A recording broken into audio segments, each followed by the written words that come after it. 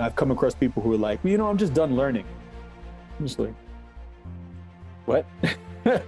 And I think in America, we have such a bias towards beginning, middle, end in regards to learning because of the way our education system is set up. It's like, okay, you take all these tests, you pass this class, and then you graduate. And we have graduation as this thing like, okay, well, now I'm done with the whole learning part. Now it's time to earn. No, no, no. The more you learn, the more you earn. And you have to continually be a learner, be a lifelong learner in the sense that you're constantly knowing that you have blind spots, constantly knowing and realizing you don't know what you don't know.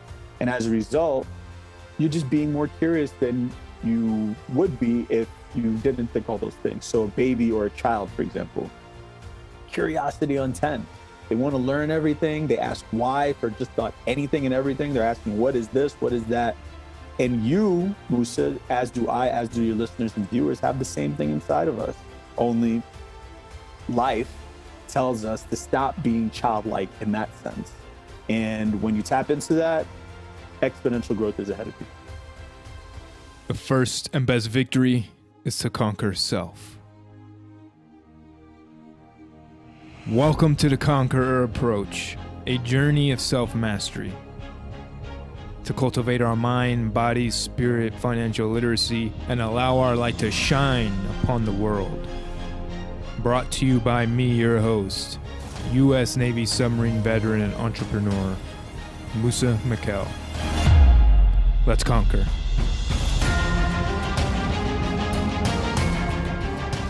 Welcome back to the Conqueror Approach. I appreciate you for joining me. Today I have DJ Ooch. He is a music artist, an educator helping working professionals overcome their lack of knowledge about finances, stocks, Bitcoin by teaching them simple and easy ways to understand those lessons. He's the author of the 10 Ways for You to Win in the Stock Market, a book that makes being in financial markets easy to understand. Ooch has been featured in the New York Post, Shortlist Dubai, and BBC Radio 1. Thank you, DJ Ooch, for joining me. Thank you, Musa, for having me. I appreciate you, pal. Absolutely, man. It's been a great privilege to be connected with you for as long as I have been in this continuing relationship. And it's so great to see how you're impacting people around the country, the world, and even me in this community. So it's really great to see the work you do. And just your energy and the music you produce. And I'm just really happy to have you on. And I wanted to just get into you a little bit because I think you're extraordinary as a man. And I wanted people to know more about you. So tell us a little bit about Ooch and what got you on this journey that you're on as a musician and educator. Yeah, I appreciate that, Musa. Once again, thank you for having me here. Being an educator, I think, just runs in my blood. My friends and family say I can be preachy and teachy. So, what better thing to do than to become an educator so you can share the knowledge that you have with others? I'm also the oldest of 7. I come from a big family. So, what better way to be preachy and teachy than to come out first and have 6 more follow you? So shout out to my siblings and my family as well. Awesome, man. So you've been around a lot too. And one of the things I remember us talking about before was when you just up and left and moved to Spain. I want to go a little bit about that because a lot of this that I talk about here is mindset and what it takes for people to really shift and take a risk, get out their comfort zone, because that's where all the growth happens. Tell us a little bit about your journey out of America. Yeah, so out of America, I think there's a book called Out of Africa. So it's interesting you use the term out of America. That's awesome. Or a movie called Out of Africa for sure. Have you ever read the book The Alchemist by Paulo Coelho? Yeah, Amazing book. Such an it amazing is. book. Yeah. Yeah, so I was making music once upon a time, originally from New York City, and I went to Ibiza for my birthday, and I was blown away, Moose. I was like, this place is amazing. I want to DJ here. And I did some talks and I got a DJ booking and I went for a label showcase because I have a record label. And from playing my music at Savannah, Cafe Savannah on the Sunset Strip in Ibiza, which is an island in Spain, just off the coast of Spain, about an hour flight from Barcelona, I said, you know what? I'm playing my music. I'm facing the water. the best sunset in the world. People are dancing to my music, my original songs. The DJ there is like, what song is this? Oh, this is you. This is amazing. And he's British, so he's saying mate after everything. Oh, mate, mate, mate. This is great, mate, mate. And I'm just like, I have to live here. Like, this is where I belong. And I just prayed to God. I said, God, I don't know how I'm going to do it. However, I want to live here. This is where I need to live. And by the grace of God and by the grace of my friend Jackie giving me the book, The Alchemist, say, hey, have a read of this book if Ibiza is where you want to move to. And I read it, and it's just about the journey, right? It's about the hero's journey. And it gave me the courage and the confidence to bust a move. And first off, I went to Europe, I went to Spain. This is a funny story. So the place that I played, Savannah, I played there in September 2012. And I said, hey, guys, I want to live here next year. They said, ooh, okay, great. You can meet the owners tomorrow. We can talk. Be here tomorrow evening. I said, you know what? I'd love to do that. However, I'm flying out tomorrow morning. They said, oh, well, we'll talk during the winter. Okay. So I'm emailing, calling during the winter. No answer, no answer, no answer, no answer. And it wasn't anything personal. The Spanish, they tend to be more laid back than us Americans. Okay. So no calls, nothing. I said, okay, I'm going to go to Ibiza for the month of May. I'm going to book a hotel, stay there for the month of May, and figure it out. So that gave me an out. So talk about courage and confidence. I had a back door ready, and that was a flight back to New York from Ibiza and a hotel room that was going to end after about 18 days or so. I was on the island. So I get to the island, I go straight to Savannah, and I'm like, yes, I'm in Ibiza. I'm going to go there. I haven't talked to them. I'm going to get this job. Let's do it. And I get there, and they're like, hey, hi. So I'm like, hey, I'm looking for Javi, because he was the manager. He's like, oh, Javi's not the manager anymore. You can talk with him. I'm like, okay. So I go talk with him. I forget who that was exactly. Pablo, actually. So go to Pablo. Hey, Pablo, ¿cómo estás? ¿Qué tal contigo?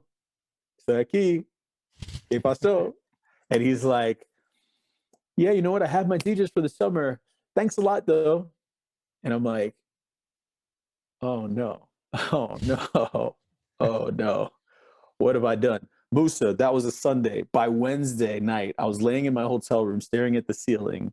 No job, no place to go, because May in Ibiza is super quiet. I'd never been there during the quiet part of the season. So there's nowhere to even look for work. So I'm like, what am I doing? I left all this work back in New York City. I'm here in a place I've never lived before. I don't know anyone. What am I doing? And poco a poco, as the Spanish say, things started to come together because I didn't quit. I looked up on Twitter a couple of Ibiza handles, a couple of Ibiza pages, basically, that were talking about things on the island. And I heard about this strip of bars on the island that was opening called the West End.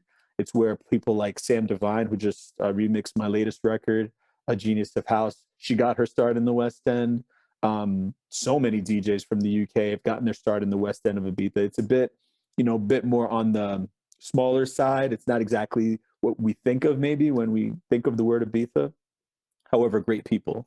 So I just went from one bar to the next, one bar to the next. Hey, I'm here for work. I'm here for work. I'm here for work. I'm here for work. Hey, hire me, please. I need work. Please hire me, please, please. I need work. And one by one, they were like, all right, we'll give you a trial here. We'll give you a trial there. And I would do great, because it's not like I wasn't a great DJ. I just didn't have anywhere to work, and I didn't know anyone. Once I started to put one foot in front of the other, people were like, yo, you're a sick DJ. Oh, the DJ from New York. Have you heard him? Oh, Uch is a cool guy. He's so cool. Duh, duh, duh. And then that led to a job at Soul City covering the residential DJs. So the DJs who were residents there who performed every day, basically, I got to cover them once a week. And I did that there. And then I got another gig somewhere else doing the same thing, another gig somewhere else doing the same thing. That led to boat parties, which led me to a nightclub residency at Club Eden, which had just gone through a multi-million-dollar refurb, or multi-million-euro refurb, and had the biggest and best parties housed there. So ultimately, what looked horrible initially turned out to be something that dreams are made of maybe 2 months later. And it really was because of faith in myself, faith in God, that God was going to lead me in the right direction, and some careful planning. So one thing I didn't say, so once I did get the gig from Soul City, I flew back to New York because I had the return flight. I had nowhere to live still. And at that point, when I got back to New York, I was like, hey, everyone, I'm going to live in Ibiza for the summer. And they're like, oh, all right. Wow. Okay. So then a couple of weeks into June, I finally made that move. It gave me a few weeks to prepare and plan. So it's not like I completely burned the ships, so to speak, where I just showed up as, all right, I'm going to make this work. You can do that. I gave myself a little bit of an out and it worked out in the end. In fact, one of my students in my courses, because you know that I teach finance, I teach regular working people how to master the stock market and Bitcoin so you can have more money. A buddy of mine, David, who is my housemate, he was my flatmate my first season. He's now one of my students. I was just teaching him about maybe 2 hours ago prior to doing this podcast. So it all comes full circle. Our friend Tom Watts, who's also our flatmate as well, I'm teaching him these finance courses too, because, they're two guys in their 30s who Tom is a dad now, and David, he's not a dad yet, however he wants to be. And they're just tired of trading hours for dollars. They want to use their brain in order to create wealth. And, I was blessed with this ability just by learning. Once upon a time, I was broke on a couch in LA, and I just said enough was enough. And whatever happened with that Bitcoin thing, and that led me into Bitcoin, which led me into stocks. And now I get to teach so many people about it as well and make it simple, because who better to communicate than a DJ, right? So I make it simple for you, and my students are doing amazing as a result. That's awesome, man. It's just so cool to see that journey, because I feel like a lot of people, if they were tested in a completely different country, when something didn't go as planned, when you originally went there, it didn't go as planned, it wouldn't have been that difficult for you to just fly back to New York and make things happen again there. However, that part of your journey was so crucial to your evolution, and just your resilience, knocking at bars and just getting those gigs. That also just shows the hustle required in the music industry. And it's just so cool to hear the backstory, because some people see successful DJs or musicians like yourself and they just think they just got lucky or something, or they're just one of the people that just blew up out of nowhere. However, it's like that's what happens. We see it in comedy and acting and all kind of entertainment. They hustle harder than anybody else. That's why they get noticed and they get noticed and they get bigger gigs and bigger gigs. So you're living proof of that. And then shifting to the finance industry. Now, what made that happen after you just realized that it was another avenue of success for you? Did you just want to share that? Yeah, so ultimately, what I did once upon a time, I knew in my heart, so my intuition was on point. And I share that with your listeners as well. Your intuition will guide you to a large degree. I knew in my gut that trading hours for dollars, even though I love DJing, I knew that there had to be more. I wanted to be able to make money when I wanted to, not because I necessarily had to. And I also wanted to make money when I was sleeping. So I first got into real estate as an investor back in 2011. I was making great money as a DJ in New York. And I said, okay, let me start to put some of this into something that can get me a return and build a future for me. I also read the book Rich Dad Poor Dad back in 2009. I was just like, why did I not learn any of this in school? And once I learned those principles in that book, I put it into motion fast and bought my first piece of real estate within about a year. And from there, it planted the seeds, Musa, for wanting more for myself, bigger, better, different in terms of finances, so that I could do what I want when I want.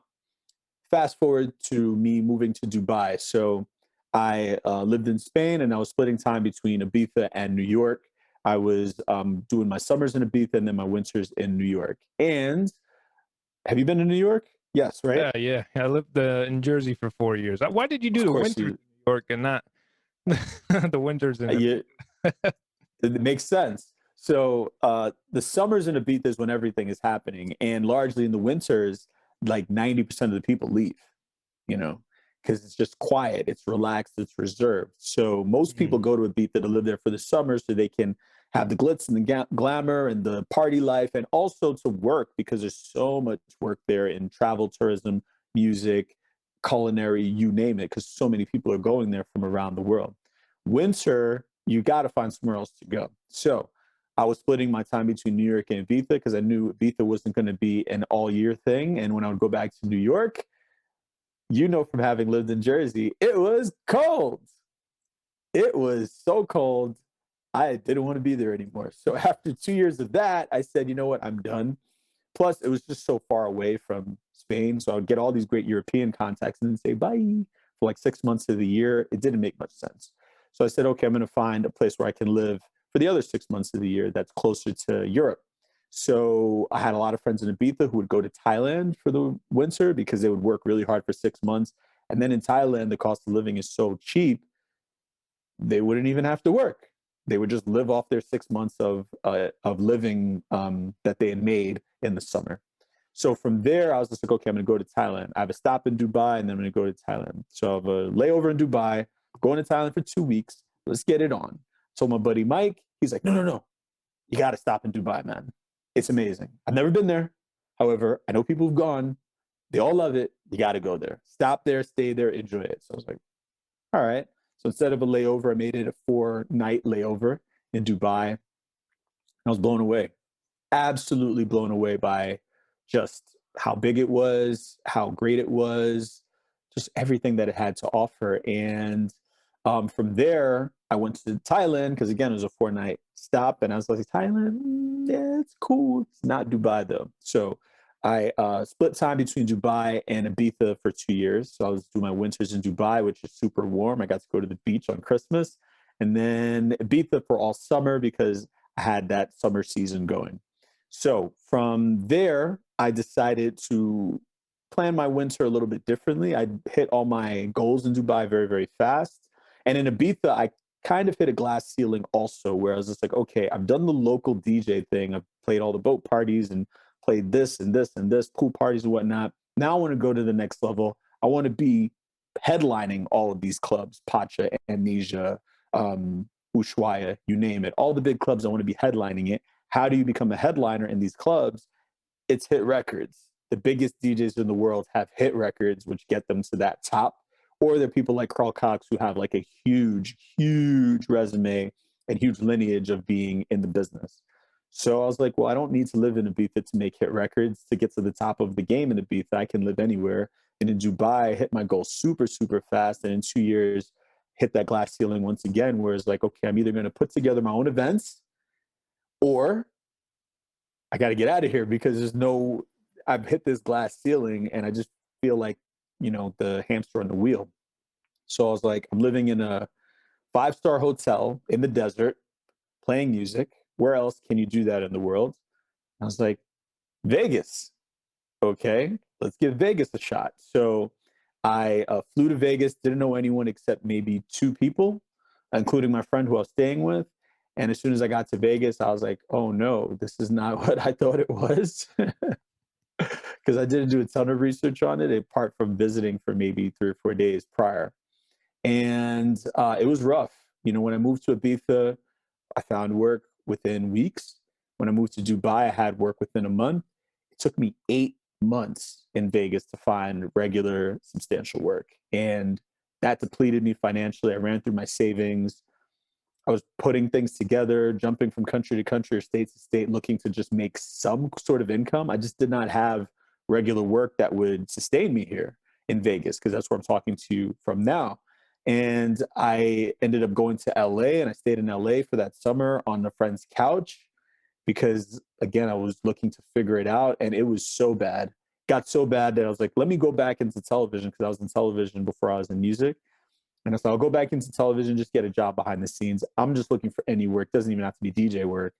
And I got a call from one company that called me back. No one called me back, by the way. I have a resume that includes American Idol, CBS Sports, the US Open, Fox Sports, BET, ESPN, ESPY Awards, you name it. No one called me back. So one company calls me back. I'm like, sweet, I have something. And I said, hey, what do you got for me? They said, well, what are your requirements for your salary? And Musa, I was just like, that's a weird question because I told you already. However, okay, well, 60 to 70K to start would be good. They said, oh, sir, this job pays $10 an hour. And I just started laughing. And it was like, have you ever seen the movie The Joker? Mm-hmm. Yeah, it was a laugh like that. It was like, ha, ha, ha, ha, ha, ha. Like it was like, what is happening in my world? So broke as a joke in LA, October 2017. And I was just like, after I got off the phone, I was like, what is happening? Like, I've owned real estate before, I've owned stocks before. Why am I even looking for work at this point in my life? I'm too old for this. Whatever happened with that Bitcoin? So in 2015, 2 years prior to me being broke on this couch, I'm talking about broke, broke, broke, broke, broke on this couch. In 2015, I was on Expedia buying a flight, and they gave you the options Visa, MasterCard, American Express, and Bitcoin. And I was like, Bitcoin? What's Bitcoin? So I start to look it up. It's $215. Yes, you heard me right. $215 for one Bitcoin when I was looking at it in April 2015. And I look it up some more, Googling, and I see Litecoin is $2. Yes, $2. Silver to Bitcoin's gold. So living in New York, I know people in finance, Wall Street. I call up my expert friends. I say, hey, what do you know about this Bitcoin thing? Oh, it's fake money. Don't worry about it. This is what I was told. So I trusted them. I didn't worry about it. Fast forward 2017, broke as a joke on this couch. Could not rub two nickels together to make a penny. I look up Bitcoin after getting off this phone conversation and laughing, like $5,000 Bitcoin was. $5,000. So I immediately did not know whether to laugh or to cry for obvious reasons, or laugh because I knew it was something. Why would Expedia take it if it's not real money? It doesn't make any sense. It does not make any sense. It has to be something. Expedia is this huge billion-dollar company, multi-billion-dollar. Why would it? So I call up my friends on Wall Street, say, hey, so this, Bitcoin thing, yeah. So this thing's like $5,000 now, and they said, yeah, I wouldn't worry about it. I said, oh, all right. You know what? I'm going to worry about it. I'm going to worry about it every day. And I did. I started picking it up at $5,000, that Bitcoin, and I never looked back. Trading Bitcoin got me into trading stocks. And I realized, Musa, like I tell my students, and like I tell many people who want to take my course, if you could understand football, if you could understand Real Housewives, then you can understand stock market, period. It is not hard. It's just something else to know the rules of. So if you know nothing about football and you sit down and watch it, you're going to be confused. If you know nothing about Real Housewives and you sit down to watch it, you're going to be confused. Who's who? What is what? What are they talking about? And so on. However, when you stay with it and you learn it week to week, it becomes easy to the point where you can talk about it with anybody and understand it when they put it on. Same thing with the stock market. I knew nothing. I'm not a rocket scientist. I'm just a guy who said enough was enough. I'm never going to be this broke again. I'm never going to put myself in this financial position. And I took action. And that taking action was about learning. In my book, because I have my book, 10 Ways for You to Win the Stock Market. Thank you for talking about it. Chapter 1 of the book is get a mentor. Chapter 1, because Musa, you know how to drive a car, obviously. Did you learn how to drive on your own? No. No. Okay. So you had somebody in the passenger seat with you, helping you out. I do have a student who said that he did learn on his own, and thank God he's alive. That said, you didn't learn how to drive on your own. So going into the markets, whether it be stock market or Bitcoin, and saying, well, I'm just going to wing it and learn on my own. Yeah, you can do that. I did that to some degree, and it cost me a lot of money. Whereas you have someone like me out there to help you as a mentor, taking you, hand-holding you through the process of my course. So I'm excited to be able to help people. This is how I ended up getting into this. And by the way, when 2020 happened, I don't know if you heard, there was a global pandemic. Did you hear anything about that? Yeah, I heard about that. Yeah, it was just a little something that happened to the whole world. It's a once in 100-year thing. It shut down the live music space, live events done. You weren't even allowed to leave the house, let alone go raving or partying or enjoying yourself with your friends to some music. So it shut down my industry. And thank God I had my 2017, because 2020, I did that already. It was called 2017, where I was stuck, I was broke, and I said enough is enough. And you're seeing a lot of people now say that, with 2020 being the way that it was, which is why you're seeing so many people jump into the markets, so many people become Robinhood traders, so many people interested in Bitcoin and cryptocurrency, because they realize, hey, tomorrow's not promised, at least from a working standpoint. The government or the world can just shut down and you'll be out of luck. So what are you doing to protect yourself? I love that. And the fact that you got to a point where enough was enough, Mhm. that catapulted you into taking that action. I want to ask what is it, or what is it that keeps people from taking those action steps before it becomes to that point where enough is enough? I'm sick and tired of being sick and tired. What can people do to prevent that from happening? That's a great question. Really great question. I would say first and foremost, for me, I was comfortable. Like if I came to Vegas and the world fell at my feet the way it did in Ibiza and Dubai, and the way it did in New York to a large degree. Like when I started DJing in New York, I didn't even know you can make money from DJing. That's how I got started. I just did it for fun, and they wanted to pay me. I was like, "Oh, you can get paid to do this?" Like it never even occurred to me. And then I started getting paid. I was like, "Oh, I can actually make a living of this." So when you make a living at something and it comes to you relatively easy, or it's comfortable. It's very easy to stay in that comfort zone because that's how we're wired really as human beings. Our evolution, comfort means life, you know, and uncomfortability means death. Because once upon a time, before the wheel and before they discovered fire, it really was life or death out there. It was entropy completely. So, getting out of your comfort zone, I think a great way to do it is by surrounding yourself with people who do that on a regular basis. One, two, have people around you who are going to constantly push you to be better. And number three, be open minded. There are things that, I've come across people who are like, well, I'm just done learning. I'm just like, what? And I think in America, we have such a bias towards the beginning, middle, end in regards to learning because of the way our education system is set up. It's like, okay, you take all these tests, you pass this class, and then you graduate, and we have graduation as this thing like, okay, well, now I'm done with the whole learning part.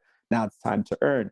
No, no, no. The more you learn, the more you earn. And you have to continually be a learner, be a lifelong learner in the sense that you're constantly knowing that you have blind spots, constantly knowing and realizing you don't know what you don't know.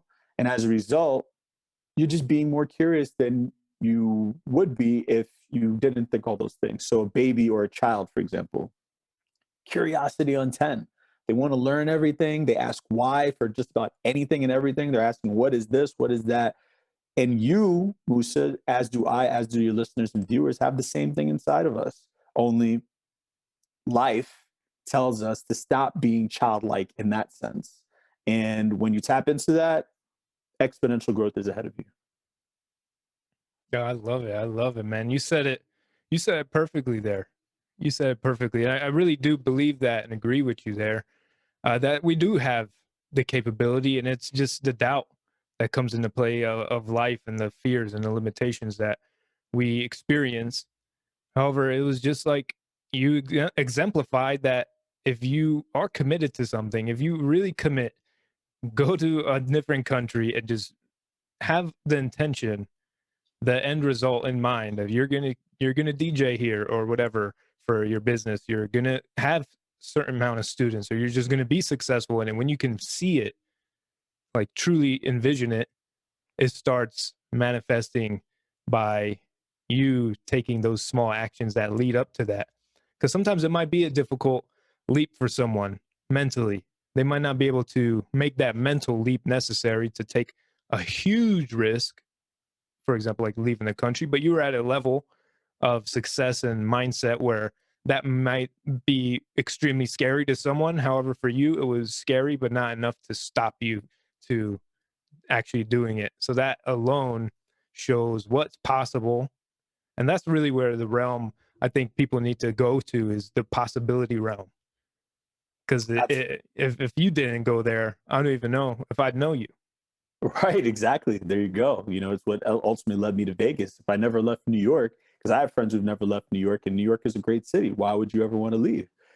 For me, it just didn't satiate me anymore. I saw a glass ceiling again being formed, and I wanted to grow myself. I wanted to grow outside of that box, which led me to Spain. Spain led me to Dubai. Dubai led me to Vegas, and Vegas led me to you and your lovely viewers and listeners here on this podcast. So yeah, it's about stretching yourself. And again, can I even say it enough? surrounding yourself with people who are going to push you, because you're going to have people who are going to be you're going to be very addicted, for lack of a better word, to being comfortable. Because again, in our evolution, comfortability means life. Ultimately, though, if you're not growing, you're decaying. So you want to constantly be in a perpetual motion of growth. You see this happen with the elderly all the time, or people who get to a certain age, right? Have you ever seen a woman or a man and their hairstyle looks like it came out of like 20 or 30 years ago, Mm-hmm. even 40 years ago, 50 years ago? You know, there's one thing to be said for like, okay, I like this hairstyle and it fits me and this is what it is. Great. I can guarantee you, though, for a lot of these people that you see, it's not so much that it's the hairstyle they like. It's just they found it, they like it, and they're not willing to try anything else. And you might say, well, why should they go and do something else if they like one thing? Well, growth. You can always go back. Like, nothing stopping you from just going and seeing what it's like and then going back the other way if you don't like it. Because guess what? You might like that new thing. And that doesn't mean you have to not like the old thing. That means now you have two things instead of one. It's called abundance, right? And then you can go after something else. Now you got three hairstyles maybe that you like. And maybe you can get four hairstyles or four different shades for your nails or four different pairs of sneakers or four different pairs of sneaker brands or Four four, different revenues. four different revenue streams. Exactly. And it's just about pushing yourself just a little bit more. You see this with the biggest and brightest entrepreneurs and thought leaders of the day. They fail in front of everybody. you know yes, they have successes, however they fail, and they fail because they actually do the work. They actually give it an attempt. You miss 100% of the shots you don't take. Mm-hmm. And the most successful people are the people who failed the most. Yes. Like anywhere you see it, any area in life, the people who are the most successful made the most mistakes. They practiced it the most. They went after it the most. And that led them to just learn the lesson. What lesson am I learning from this failure? Apply it, move forward. What lesson am I learning from this failure? And you keep growing. You keep growing. And some people do that, man. I encourage everyone I talk to, especially if they never left their hometown. I think that's like, unless you're totally successful there, I feel like it's necessary to get out.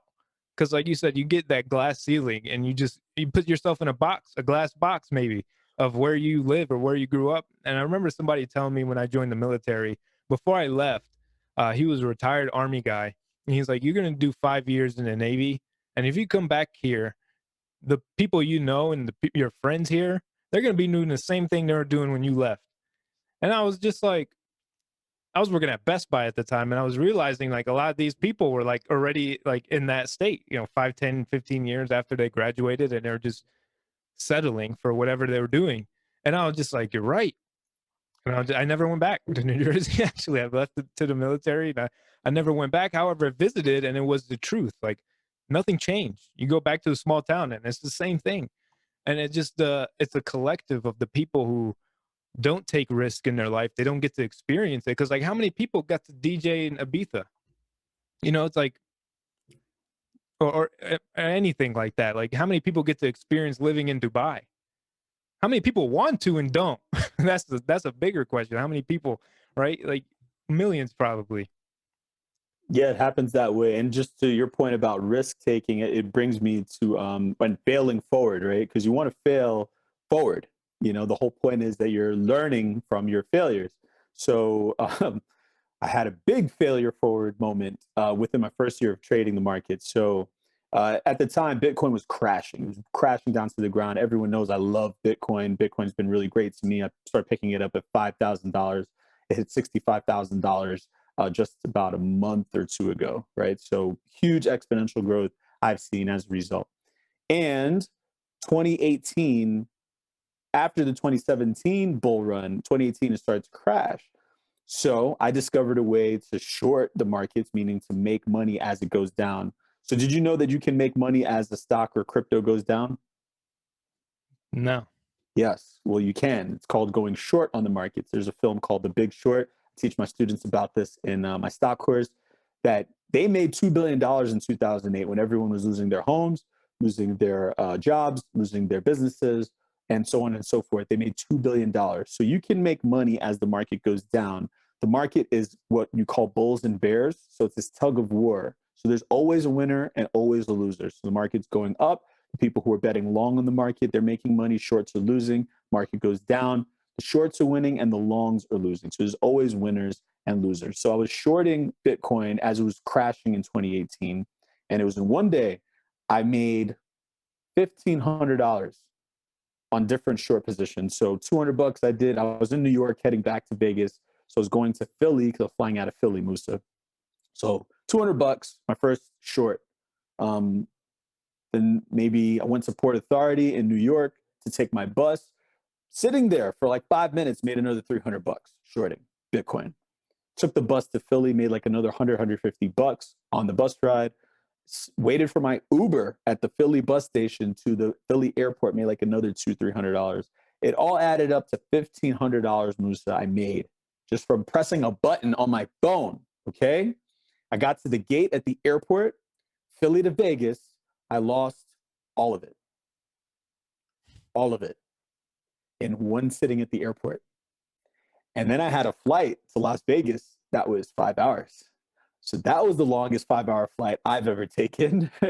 I don't know if you've lost $1,500 in a few minutes and then have to sit for 5 hours on a plane with no Wi-Fi. However, I don't advise it. I don't advise any of it. So in doing that, it, is a failure forward, because as horrible as that felt, and as horrible as your listeners and viewers feel for me right now, it was amazing because I got to learn when to hold them and when to fold them. And that has led me to amazing trades since then, because I don't get greedy. I teach my students in like lesson 4 of our course, we talk about trading psychology.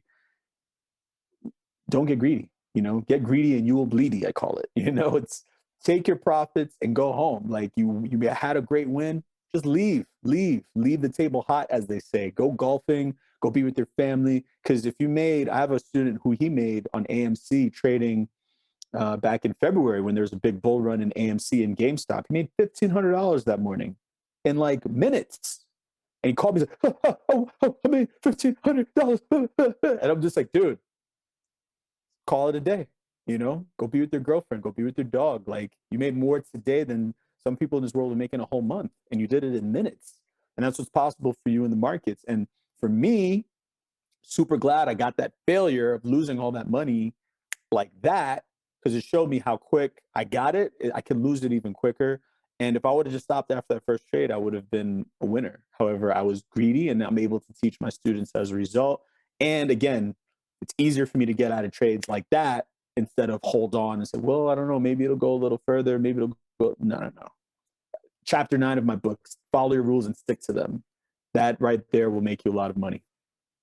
I love it, man. Get greedy and you'll bleedy. Get greedy and you will bleedy. Lesson 4 of the course. Yeah. Now I got one thing to ask you as we wrap this up, because I want to respect our time commitment. Yeah. And that is something that you might have a wide answer. It might be something simple, but what does it mean to you to be a conqueror? Great question. So for me to be a conqueror, what does it mean? It means to be someone who is outward focused, at least in respect of, conquering. It's not about you, it's you're doing the conquering. However, it's not about you. Like, what is your why? And if your why, or when your why is bigger than you, then you're truly a conqueror. Because if you're only winning for the sake of winning, for instance, everything that I talk about with the markets and taking my courses and reading my books and things of the like in order to get a return on your investment. Most, it's not about the money. It's about liberty. The difference between freedom and liberty. Freedom is the right to choose. Liberty is the power to do. And one thing I ask some of my students before they come on is like, what is it worth to you? Generational wealth, time liberty, financial liberty, being able to teach your kids this stuff, being able to teach your loved ones this stuff, being able to do what you want to do when you want to do, being able to say no to work that you're not wanting to do, being able to stay home for a week if you feel like it, being able to take your kids on vacation when you feel like it, all being able to not even look at what the check looks like and just put your card out, being able to not even look at the prices on the menu. All of those things are available to you in the markets. And those things are bigger than just, oh, I want more money. Because it's not about the money. It's never about the money. It's about liberty. And having that liberty, I mean, I'm someone who now, you know, I started a lot of this push into finance during the pandemic because I was like, well, I got all this extra time.